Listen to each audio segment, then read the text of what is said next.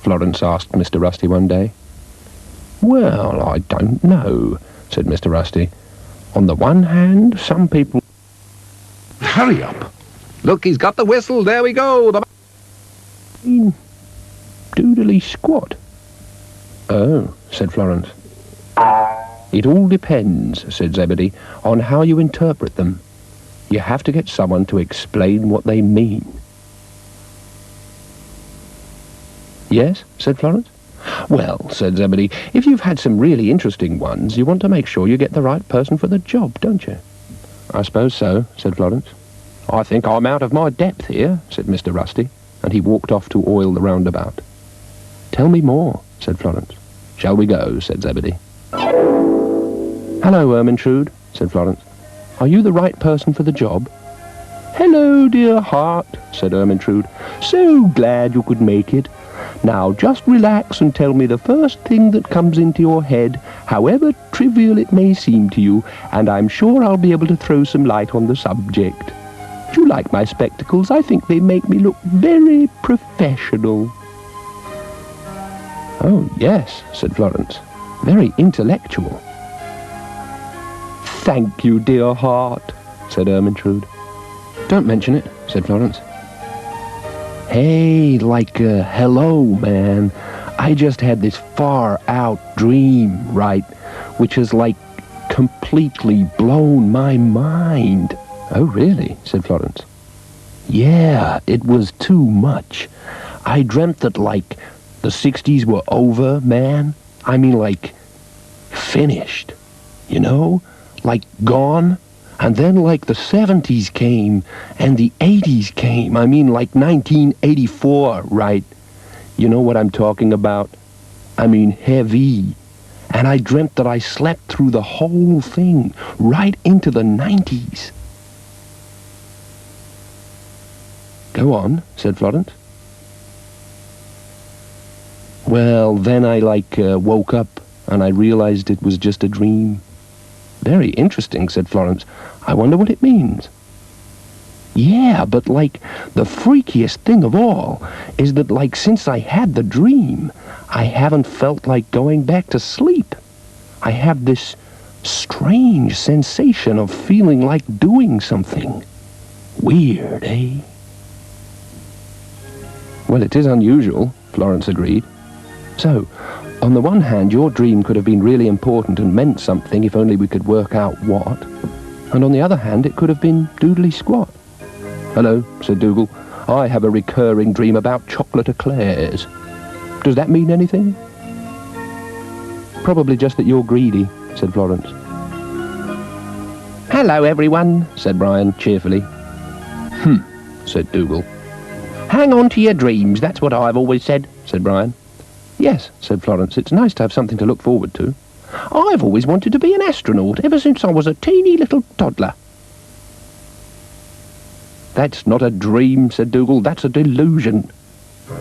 Oh, I know I'll probably never actually do it, said Brian, but I like having the dream anyway. Oh, now that's interesting, said Florence. Why? Because he's a minuscule mollusk, that's why, said Dougal. A gar-gar gastropod, a very sad snail. I've drawn the plans for my rocket, said Brian, ignoring him. Oh, F-A-B, said Dougal. Thunder slugs are go. And that's your dream, is it? Asked Florence. Yes, that's my dream and I'm sticking to it.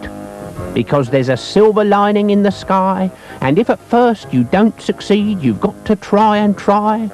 People may laugh at it, dogs may ignore it, but my dream is to be the first snail in space. Or should that be orbit?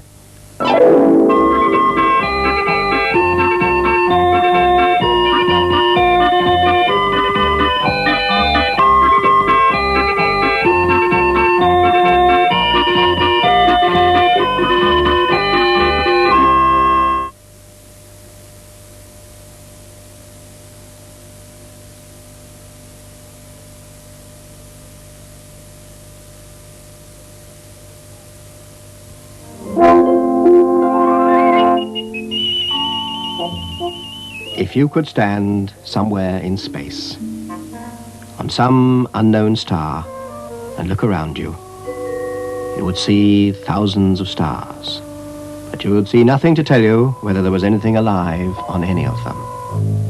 Even this one, this cloudy planet, is the Earth, our home. We know it's crowded with people and life and things going on. But what must it be like on the other lonelier planets? Most of them have no life on them at all. No towns, no fields, no trees, no rivers, no roads, no people. Only rock. Just rock. Some of these stars and planets must be the loneliest places in the universe. Even the Clangers planet, when the Clangers are indoors in their warm caves, is a bleak, lonely place. And the cloud that wanders lonely over it must know what it's like to be alone.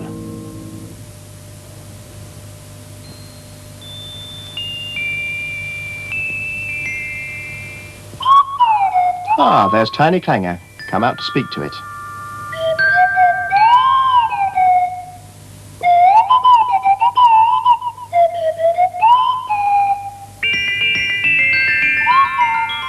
A party! The Clangers are having a party.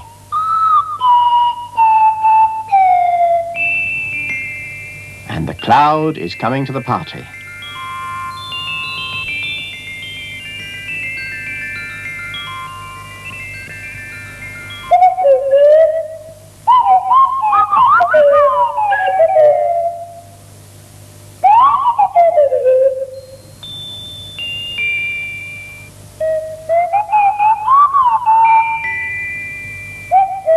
It's Mother Clanger's birthday.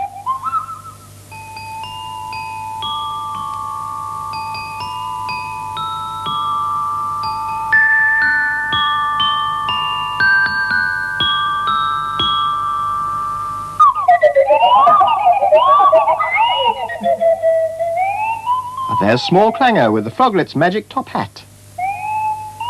What's he going to do with that? A conjuring trick.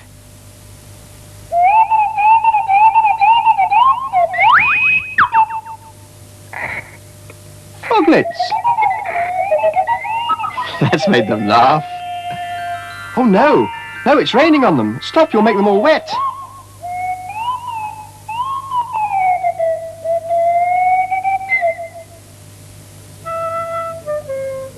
Oh, he sent the cloud away.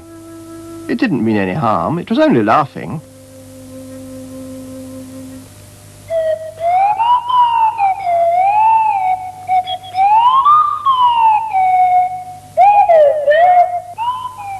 Oh dear, now Tiny Clanger's upset.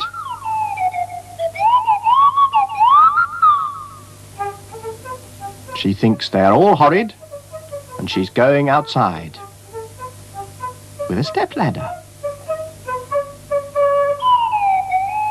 Of course.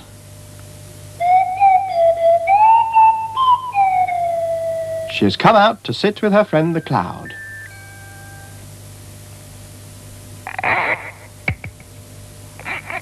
Hello, Froglet. And here's the top hat. Now it's vanished.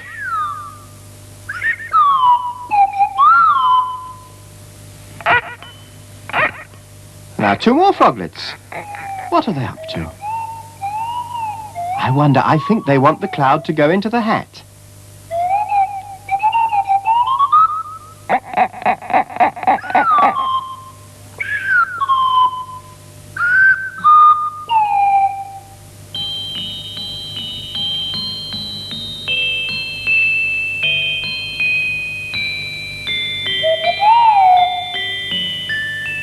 Going into the hat.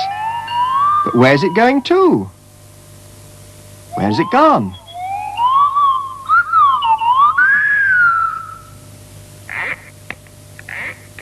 Oh, well, they're off somewhere. I wonder where they're going.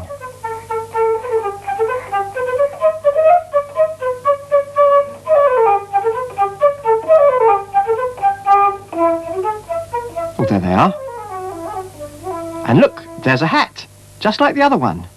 There's no sign of a cloud.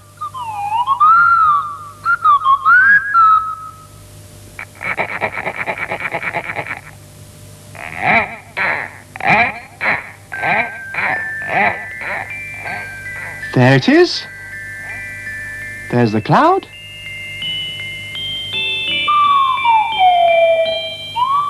Quite safe and warm in the soup dragon's cave. Oh, and there's the soup dragon. Tiny will have to explain this. If she can explain it.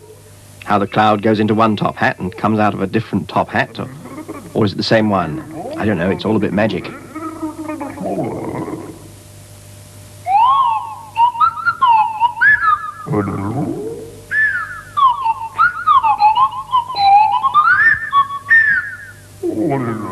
She doesn't believe it.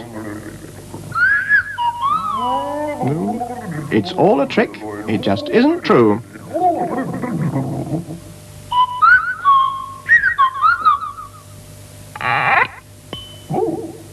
There you are, see? It vanished.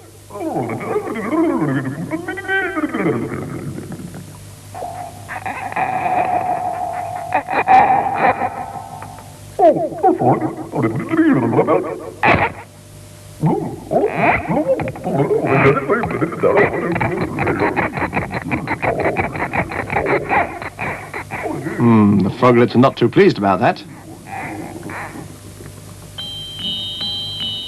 Hello, the cloud is moving. It's going back into the hat. There it goes, a magic cloud into a magic hat.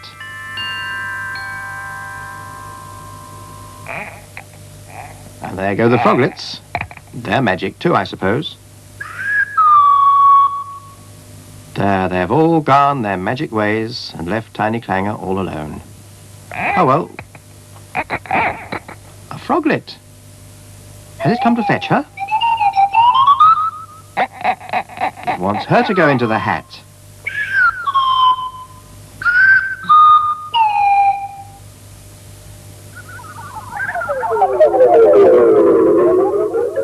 Ooh, what a way to travel. Look, she's outside again. There she is. She is a magic clanger.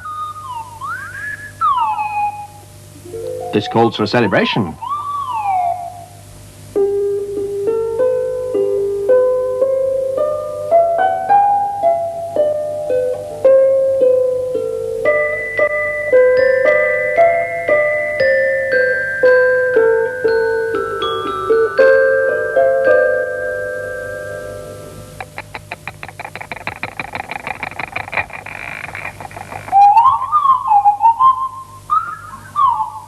Time for bed, Tiny Clanger. Say good night first.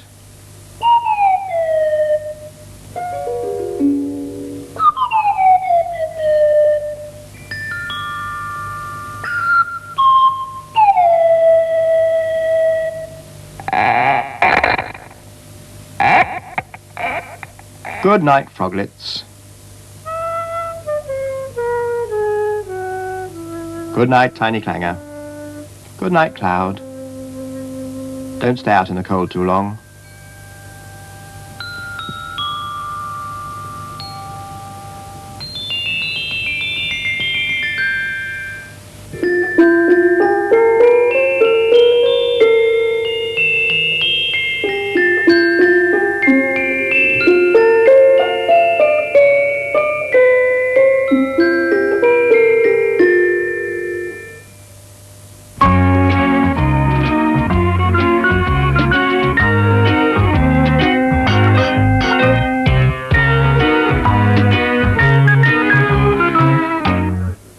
One day, Mr. Brown decided to celebrate the anniversary of Paddington's arrival in England by taking all the family out to dinner at a famous restaurant called the Porchester.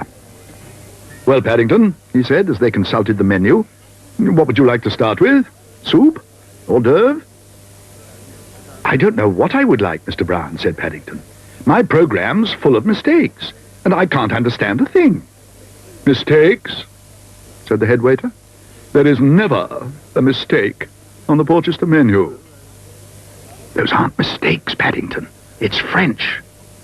French? Fancy printing a menu in French. Have you anything suitable for a young bear's treat? Asked Mr. Brown. A young bear's treat, sir. We at the Porchester pride ourselves that there is nothing we cannot offer. In that case, said Paddington, I'll have a marmalade sandwich to be going on with. I beg your pardon, sir. Did you say a marmalade sandwich? Yes, please, said Paddington, with custard. With custard? You did say there was nothing you couldn't offer. Marmalade sandwich for the young bear, gentlemen, with custard. One marmalade sandwich with custard. Una marmalade sandwich with a custard. Mamma mia! Perhaps, sir, you would care for some hors d'oeuvre while it's being prepared. Yes, please, said Paddington. I don't think I've ever had horses' d'oeuvres before. It looks very good value. Oh, dear, groaned Judy. Paddington, you're not supposed to eat it from the trolley. Perhaps the young gentleman would like some custard with that, too. Paddington gave the man a hard stare. Custard with sausages? He exclaimed. No, thank you. Besides, I think I've lost one of my onions. They're a bit difficult with paws. I picked it up like that and... Oh dear. I think it's done it again. It sounds as though someone's found it. He would have to be carrying Paddington's marmalade sandwich, said Mrs. Bird. We shall never hear the last of it. Oh, dear Henry, said Mrs. Brown. We've only been here 3 minutes, and just look at the mess. But Mr. Brown was much more bothered by the look on the head waiter's face. I'm afraid, said the man, I must ask you to leave. Ordering marmalade sandwiches with custard. Helping yourself to the hors d'oeuvre trolley. Throwing onions. You'll get the restaurant a bad name with the other diners. Nonsense. If that bear goes, I go. I'm one of the other diners, and I'm not upset. Best thing that's happened in years. Place needs brightening up. Too stuffy for half. I'll have a marmalade sandwich, too, with double custard. Yes, Sir Huntley. At once, Sir Huntley. One marmalade sandwich with double custard. One marmalade sandwich with double custard. Una marmalade sandwich with a double custard. Poof! Allow me to introduce myself. I'm Sir Huntley Martin, the Marmalade King. I've been in marmalade for 50 years. Paddington licked his lips. Fancy being in marmalade for 50 years, he exclaimed. And I've been coming here for 40 years. Perhaps you'd allow me to join you. I know some good things for a young bear's treat. Here we go again, said Jonathan. Bears, said Mrs. Bird, always fall on their feet. I think, said Paddington happily, everyone ought to have an anniversary, at least once a year.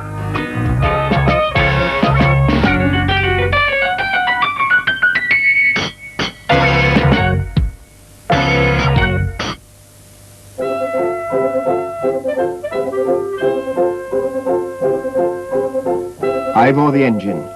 Look, there he is. And he's absolutely rushing down the hill from Dinwiddie's gold mine. Oh, yes. Jones the Steam and Mr. Dinwiddie are bringing a lump of gold to show to Di. Mr. Dinwiddie is going to buy the railway with it. Oh, Di will be excited.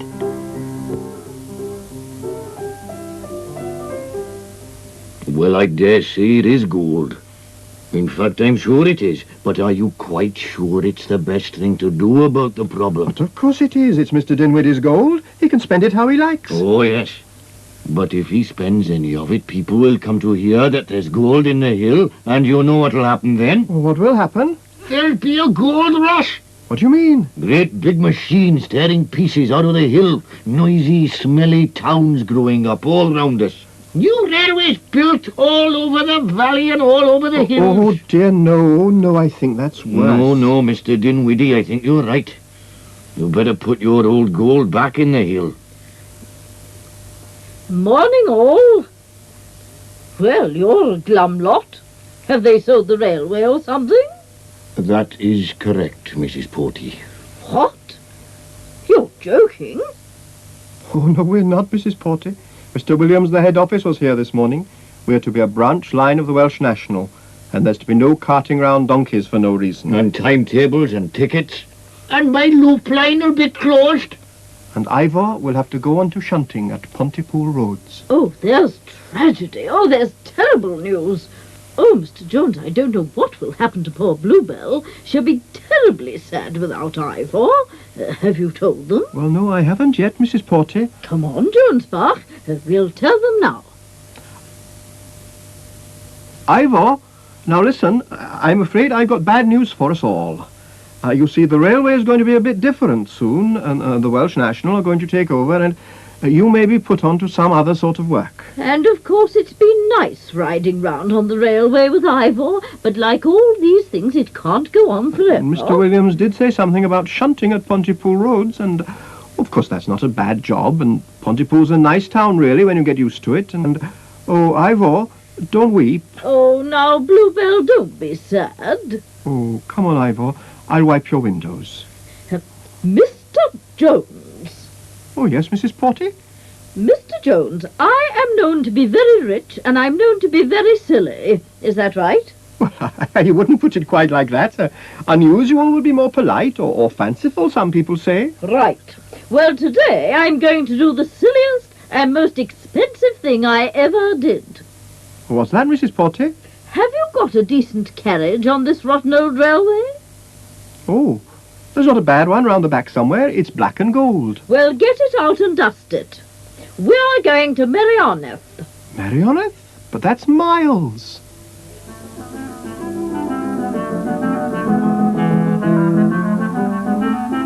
And to Merioneth they went. It was late afternoon when they arrived at Merioneth Central. Mr. Williams was in his office. Oh, what's this? A deputation? Are you Mr. Williams of the head office? Yes, I am. Who are you? Oh, I beg your pardon, sir. This is Mrs. Porty. Oh, well, do sit down, Mrs. Porty, and you gentlemen. Now then, what can I do for you?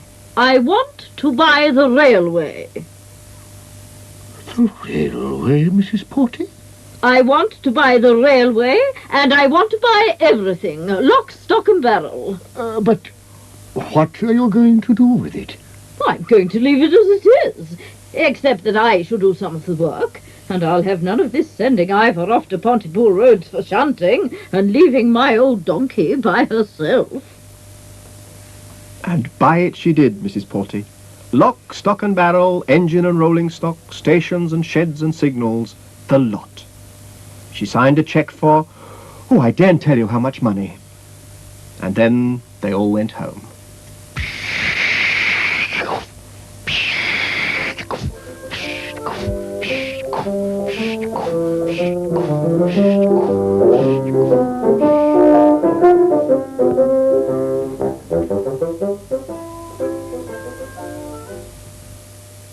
There are 3 Channel 4 books featuring the Clangers. There's the Iron Chicken, the Music Trees and the Hoopycopter. Available in bookshops, price £3.50 each.